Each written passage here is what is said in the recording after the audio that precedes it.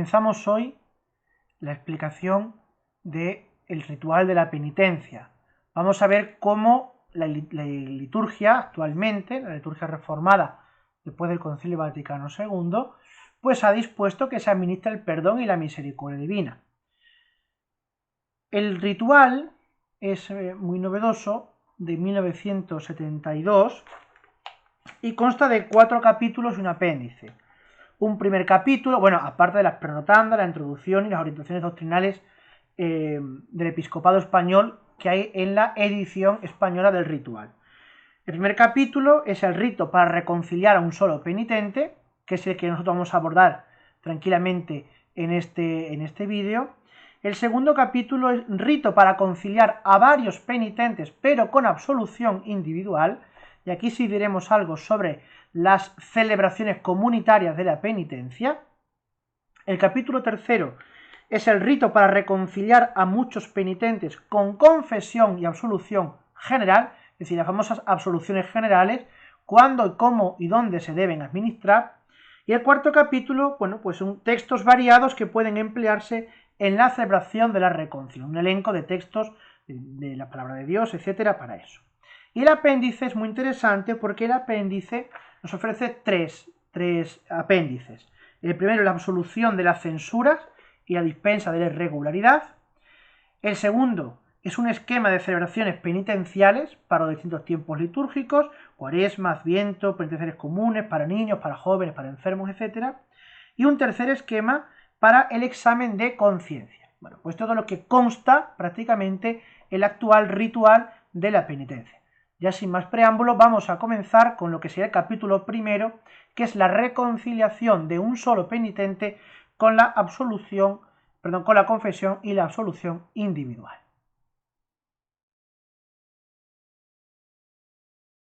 El ritual para la reconciliación de un solo penitente comienza con lo que llaman la acogida del penitente. Esa es la primera parte de este rito, la acogida del penitente. Dentro de la acogida del penitente tenemos, nos dice la rúbrica, el sacerdote acoge con bondad al penitente y le saluda con palabras de afecto. Luego el penitente, si lo juzga oportuno, también el sacerdote hace la señal de la cruz diciendo: en el nombre del Padre, del Hijo y del Espíritu Santo. Amén. El sacerdote, sigue diciendo el ritual, invita al penitente a poner su confianza en Dios con estas o parecidas palabras. Dios, que ha iluminado nuestros corazones, te conceda un verdadero conocimiento de tus pecados y de su misericordia. Otros textos, en este sentido, pues son, por ejemplo, el tomado de Ezequiel 33:11. Acércate confiadamente al Señor, que no quiere la muerte del pecador, sino que cambie de conducta y que viva. O bien, el de Lucas 5:32. El Señor Jesús, que no ha venido a llamar a los justos, sino a los pecadores, te acoja con bondad, confía en Él. Y bueno, pues luego en el capítulo cuarto, pues se proponen otra serie de textos para usar en este momento, ¿no? Por ejemplo,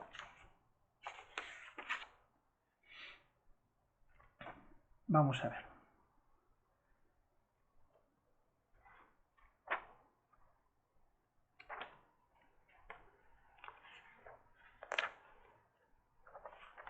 Bueno, una serie de textos. Por ejemplo, la gracia del Espíritu Santo ilumine tu corazón para que puedas confesar confiadamente tus pecados y conocer la misericordia de Dios. El Señor, y está la más clásica, ¿no? El Señor está en tu corazón para que te puedas arrepentir y confesar humildemente tus pecados. Y la última, si has pecado no pierdas la confianza. Tenemos a uno que abogue ante el Padre, a Jesucristo el justo. Él es víctima de propiciación por nuestros pecados, no solo por los nuestros, sino también por los del mundo entero. Bueno, veis que esta está tomada de la primera carta del apóstol San Juan. Con este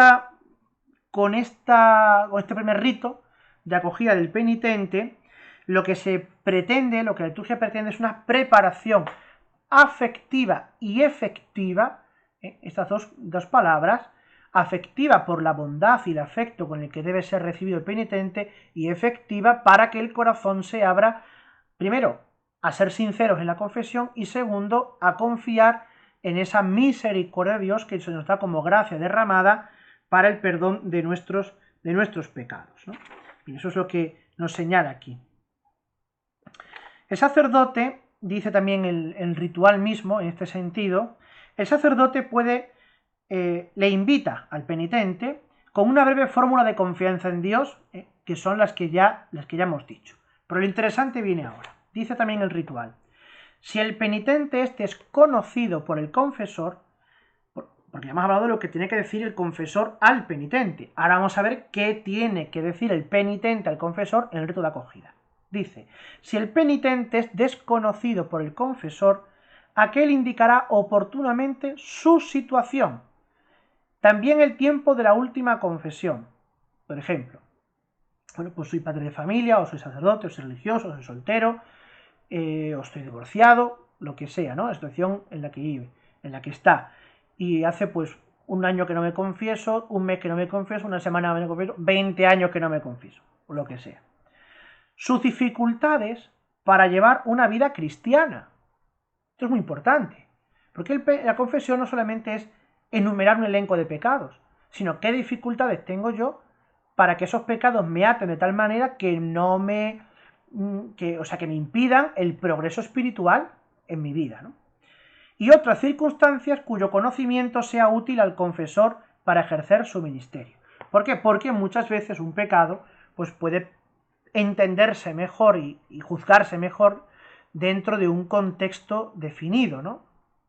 A veces uno puede decir un pecado que parezca muy grave y luego dentro del contexto donde se ha cometido o el contexto que rodea tu vida, pues quizás ese pecado sea el más leve de todo lo que puedes decir, ¿no? Pero por eso es importante hacer esta aclaración de lo que el penitente debe decir al confesor: su situación, el tiempo de su última confesión, las dificultades que tiene y las circunstancias, bueno, que se deban conocer para un mejor discernimiento.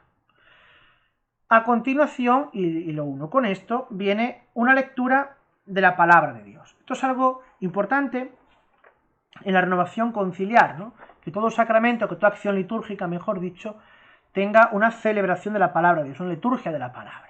Bueno, pues aquí, en el sacramento de la penitencia, aunque parece como muy rápido, pues también debe haber una proclamación de la palabra de Dios. Dice, por ejemplo, la rúbrica 87. El sacerdote, si lo juzga oportuno, lee o recita de memoria, esto es que el sacerdote se sepa algo de memoria, algún texto de la Sagrada Escritura, en el que se proclama la misericordia de Dios y la llamada al hombre a la conversión, ¿no? Y lo hace con esta monición: pongamos los ojos en el Señor Jesús, que fue entregado por nuestros pecados y resucitado para nuestra justificación. Y a continuación, bueno, pues se lee un texto de la palabra. Aquí el ritual ofrece un elenco bastante variado, ¿no? El Ezequiel 11, 19, 20, Mateo 6, 14, 15, Marcos 1, 14, 15, etc., ¿no? Y luego el apéndice, el capítulo cuarto, pues también se recogen varios textos. Aquí es importante que esa palabra que se proclame, pues tenga que ver con las circunstancias y la actitud del penitente, para así iluminar su corazón con la palabra de Dios de cara a hacer una buena confesión.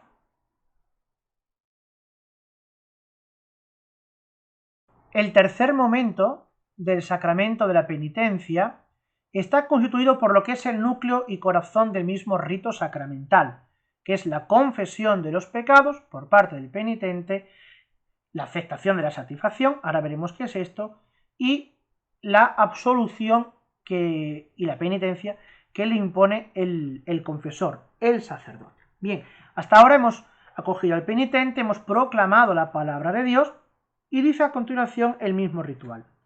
Inmediatamente después, donde sea costumbre, el penitente recita una fórmula de confesión general, que puede ser el yo confieso, el Señor mío Jesucristo, etc., ¿no? En España la costumbre era rezar el Señor mío Jesucristo. Una vez que se ha rezado esa confesión general, bueno, pues el penitente comienza a confesar sus pecados, va exponiendo sus pecados. En esto, ¿cómo hay que hacerlo? Vamos a ver. No hay que perderse en grandes detalles, ¿de acuerdo? Es decir, los detalles generales se dan en la acogida. Aquí no. Aquí uno tiene que decir, he pecado en esto.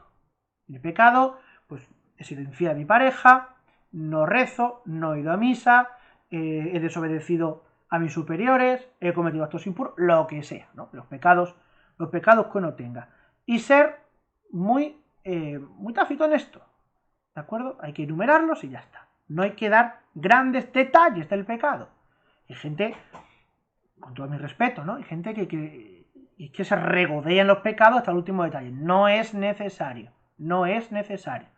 A menos que un pecado necesite, bueno, pues una argumentación un poquito más prolija, o que las circunstancias no se hayan expuesto antes. Entonces, en ese caso, pues habrá que extenderse un poquito más, ¿no? También, bueno, pues depende. Si una persona tiene un ritmo regular de confesiones, bien semanal, bien mensual, y lo hace con el sacerdote que conoce, pues tampoco es necesario tantos detalles. Pues ya más o menos vamos conociendo aquí esta cuestión, ¿no? No es lo mismo una persona que lleva años sin confesarse o que se ha convertido y vuelve a la fe y que necesita pues una confesión más tranquila, incluso como desahogo. Y claro, aquí hay un problema, es que podemos caer en el error de mezclar la confesión con la dirección espiritual. No, son campos distintos. La dirección espiritual sí puede ser un poquito más prolija, sí puede necesitar un diálogo, un desarrollo, pero la confesión no. La confesión tiene que ser una enumeración de los pecados sin más. De hecho, dice la prenotanda, perdón, la rúbrica del ritual. Si fuera necesario, el sacerdote ayuda al penitente a hacer una confesión íntegra, si fuera necesario. Le da los consejos oportunos, esto se supone después de la confesión, y lo exhorta a la contrición de sus culpas, es decir, a sentir dolor de los pecados y un propósito de no pecar en adelante, recordándole que el cristiano, por el sacramento de la penitencia, muriendo y resucitado con Cristo, es renovado en el misterio pascual. Luego, le propone una obra de penitencia, que el fiel acepta para satisfacción por sus pecados y para enmienda de la vida. Es decir, está la confesión del penitente, los consejos oportunos y la contrición, exhortación a la contrición del sacerdote, y tercero, la imposición de la penitencia o de la satisfacción. ¿De acuerdo? Dice también la rúbrica, ¿no? Dice, procure el sacerdote acomodarse en todo a la condición del penitente, tanto en el lenguaje como en los consejos que le dé. Es decir, si una persona está recién iniciada en la fe, pues no podrás imponer una penitencia o imponer una carga en los consejos de alguien que lleva muchos años pues batiéndose el cobre en el campo de la fe, ¿no? Es decir, aquí la Iglesia es sabia y tiene una pedagogía progresiva, porque sabe que al principio un creyente pues solamente puede alimentarse de leche. Con el tiempo ese creyente podrá tomar un alimento más sólido. Así que, bueno, pues en esto la liturgia ya lo prevé, Una vez que se ha aceptado la penitencia, es decir, el sacerdote ha impuesto, pues vas a rezar un Padre Nuestro. Vale.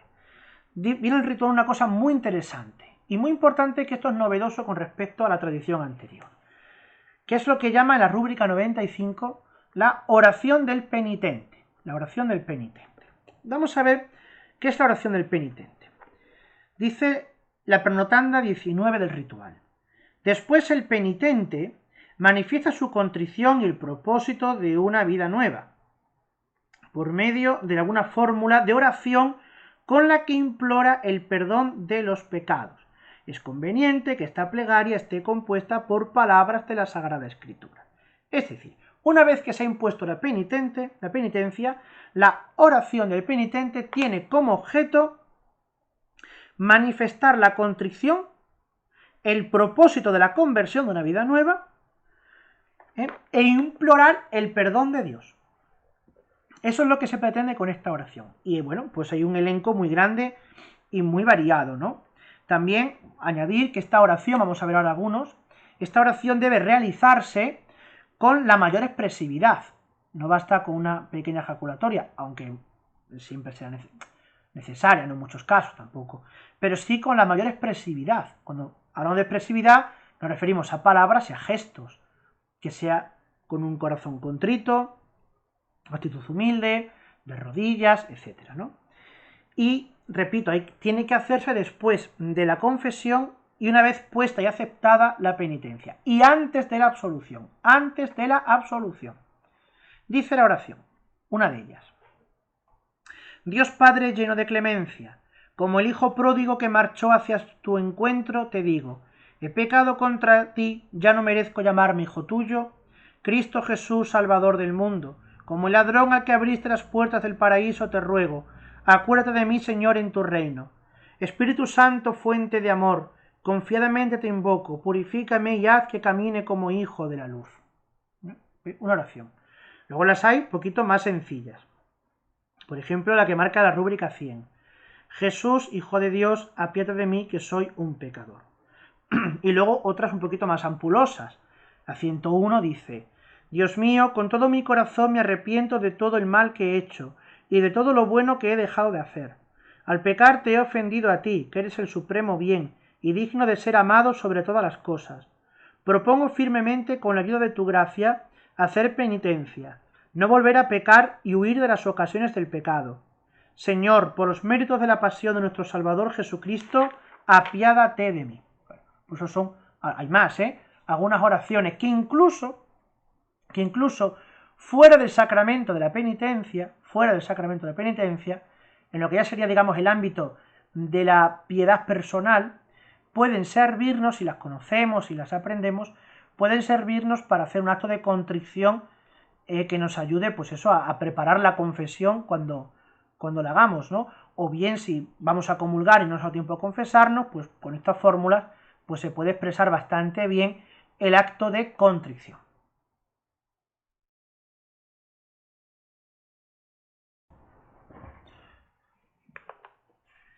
Y entramos ahora en lo que es propiamente la esencia del sacramento, lo sustancial del sacramento, que es la fórmula de la absolución. Una vez que se han dado los consejos, se ha confesado los pecados, los consejos, la exhortación a la contrición, se ha impuesto la penitencia y se ha aceptado por parte del penitente, y se ha hecho la oración del penitente, ahora el sacerdote pronuncia la fórmula de la absolución. ¿Cómo lo hace? Antes de ver el texto. El sacerdote, imponiendo sus dos manos, o al menos la derecha, ¿vale?, sobre la cabeza del penitente, dice la absolución, cuya parte esencial es: yo te absolvo tus pecados en el nombre del Padre, del Hijo y del Espíritu Santo. Vamos a ver el texto de la absolución. Mejor dicho, primero vamos a ver el gesto, la extensión de las manos, de ambas manos, o al menos de la derecha, sobre la cabeza del penitente. Es un gesto, muy antiguo, que fue conservado también en el ritual de 1614.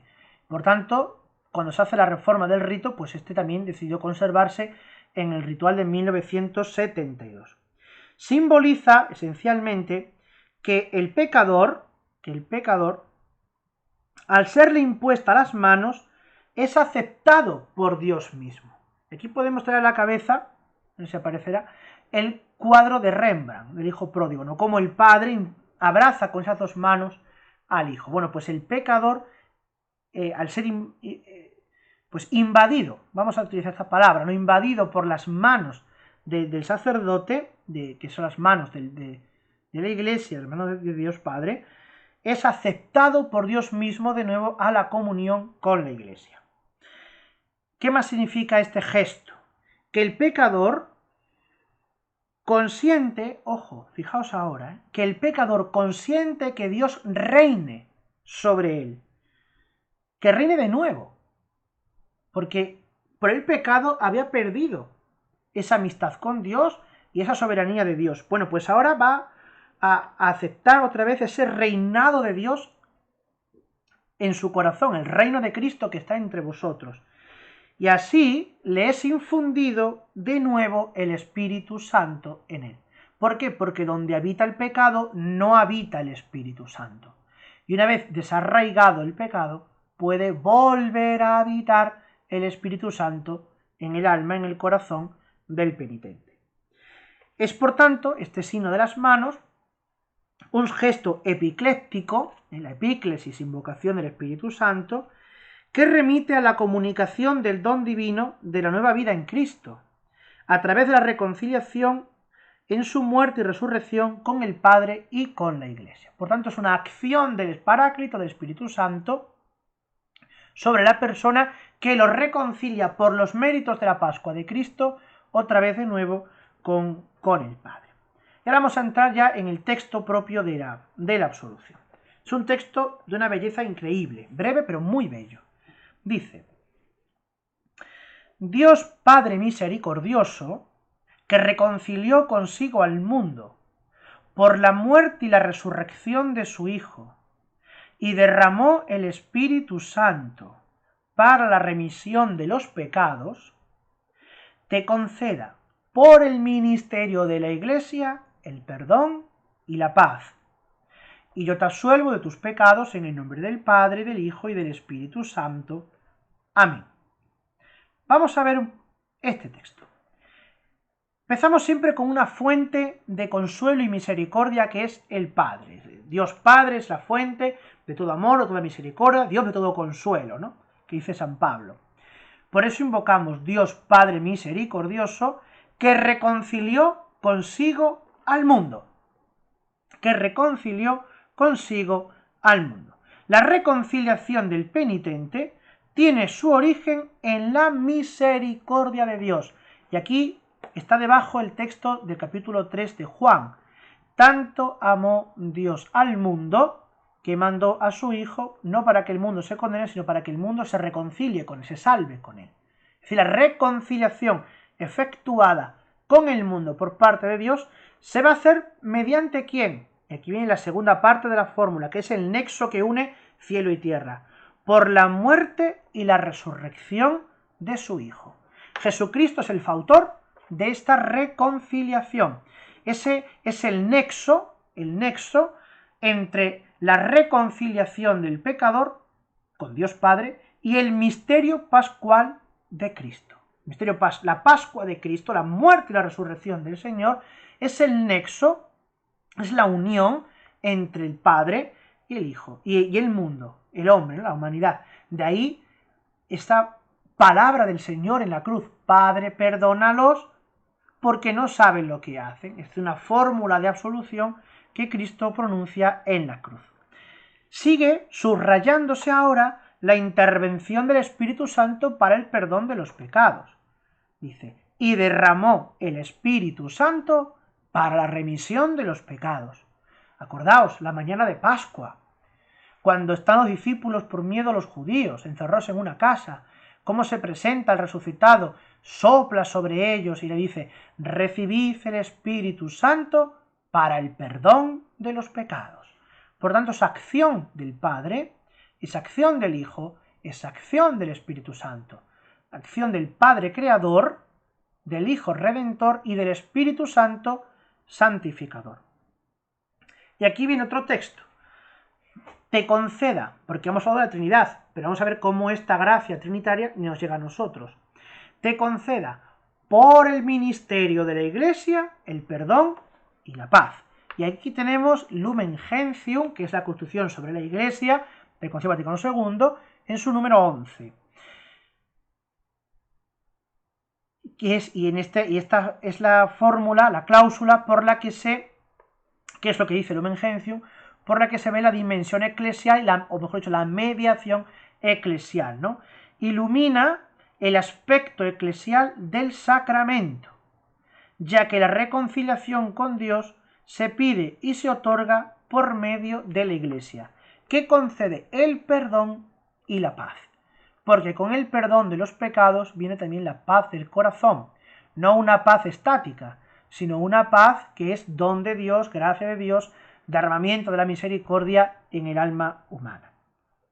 Una vez declarada esta dimensión trinitaria y eclesial de la absolución, pues ahora sí ya se pronuncia esa sentencia absolutoria. Yo te absuelvo de tus pecados en el nombre del Padre, del Hijo y del Espíritu Santo. Y se hace además con la señal de la cruz. ¿Por qué una señal de la cruz? También es un gesto muy antiguo y es conservado en el ritual de 1614. La cruz, puesta en la pronunciación de la fórmula de absolución, expresa la fuerza del misterio pascual de Jesucristo, que es de lo que estábamos hablando antes. La cruz, unida a la sombra del Espíritu Santo por esa imposición de manos, expresa la actuación trinitaria y también el aspecto terapéutico o la propiedad terapéutica, sanadora, redentora de la Pascua del Señor, Por tanto imposición de las manos como señal de la cruz sobre la cabeza del penitente son dos gestos unidos que tienen valor epicléptico y valor también cristológico en cuanto remiten a la Pascua del Señor. Una vez pronunciada la fórmula de la absolución, el penitente dice amén. Bueno, el penitente también se signa cuando recibe la absolución, en el nombre de la Trinidad, y responde amén. Con ese amén se expresa que se recibe y se acepta con devoción agradecida el perdón otorgado por Dios en este sacramento de la reconciliación.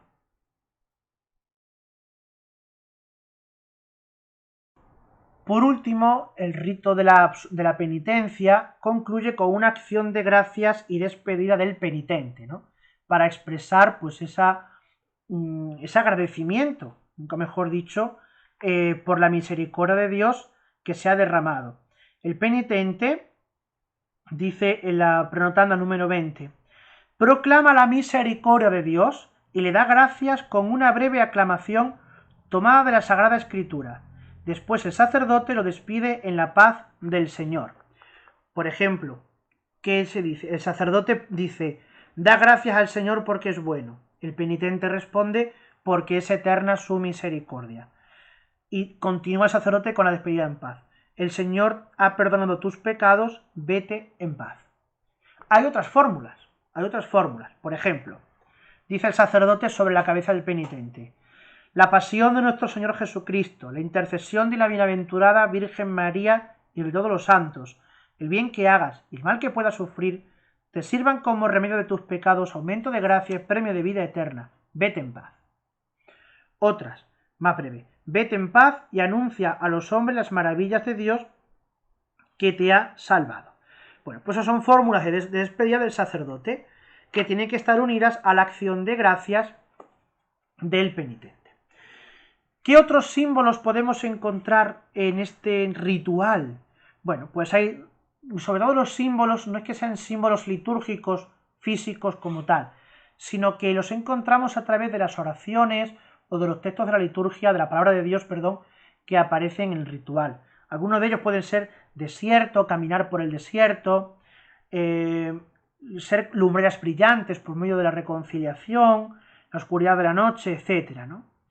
El silencio, pues como un vacío insufrible del hebreo infiel a la alianza con Dios. Dios no me habla, ¿no? Eso es lo que más temía el hebreo y lo que más teme el cristiano. El silencio de Dios, el abandono de Dios. Expresiones sálmicas como por ejemplo, en vez de pan como ceniza, o mezclo mi bebida con el llanto, ¿no? Para expresar pues hasta qué punto se pueden llorar los pecados. Y también el altar, la imagen del altar, de ir al altar a hacer una penitencia o acabar el rito allí dando gracias, pues expresa el destino último y culminante del penitente que ha sido reconciliado con el Señor, ¿no? Entonces, en el ritual de la penitencia, en la rúbrica número 131, es donde esto se expresa mejor.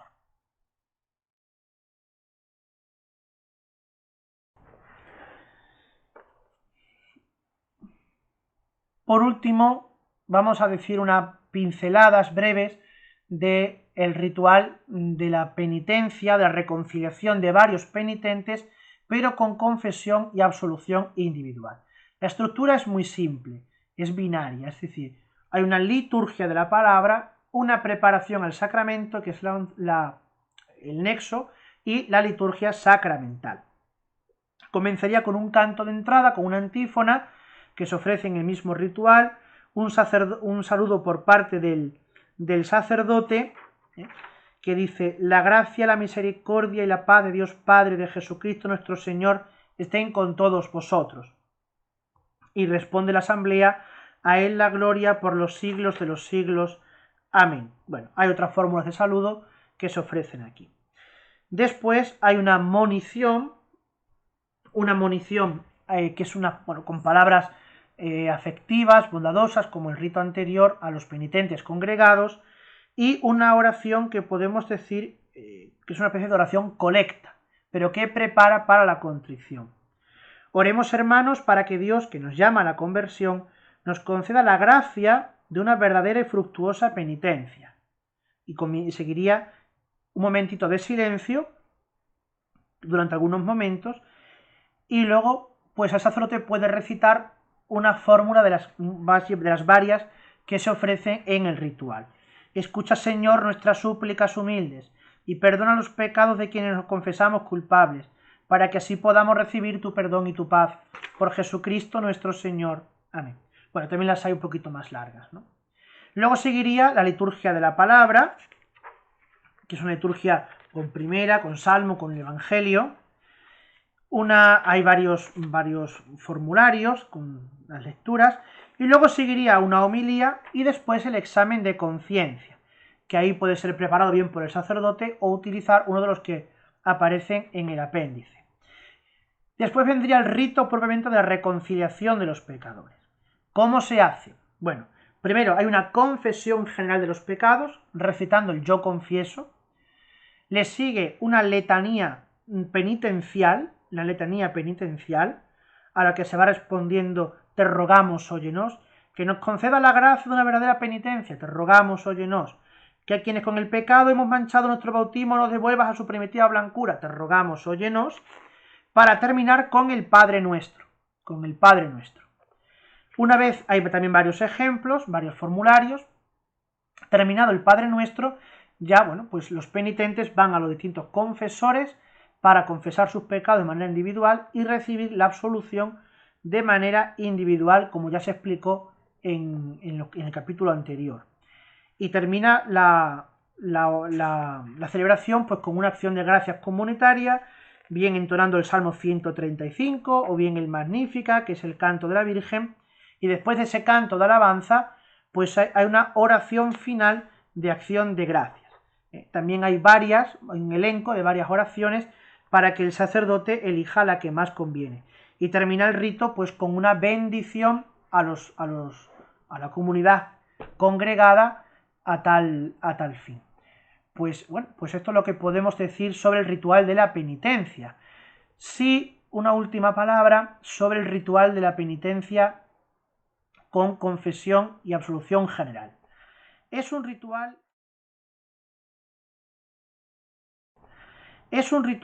que está reservado a ocasiones muy especiales, muy concretas. Vamos a ver qué dice la rúbrica.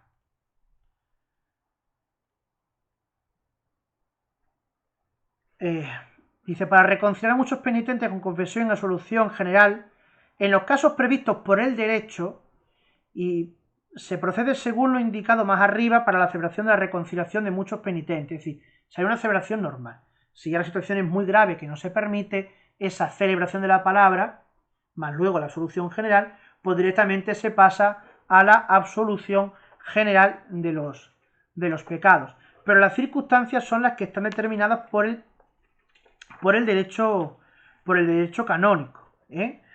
Dice la rúbrica, la pronotanda 31 del ritual. La confesión individual e íntegra y la absolución continúan siendo el único modo ordinario. Bueno, sin embargo, puede suceder que se den circunstancias particulares en las que sea lícito o aún conveniente impartir la absolución de un modo general a muchos penitentes, sin la previa confesión individual.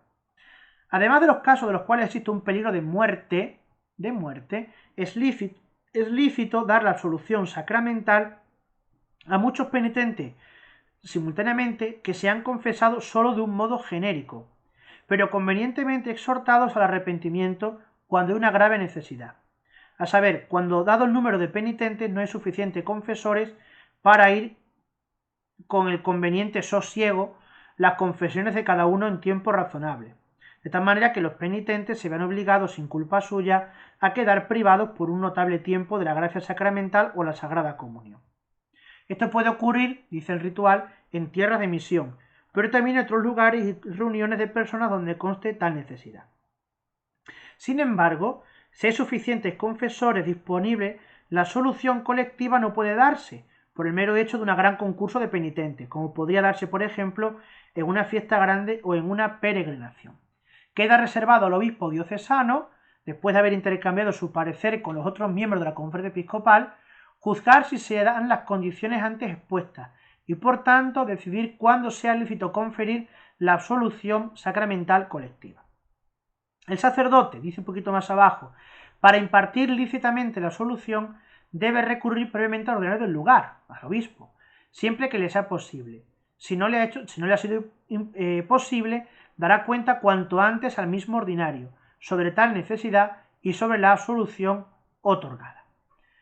¿Qué dice de los fieles? Bueno, primero que estén debidamente dispuestos a recibir el perdón con el arrepentimiento de sus pecados, propongan no cometer más, determinar reparar los escándalos y si luego hay tiempo o las circunstancias cambien, hay un propósito firme de confesar individualmente.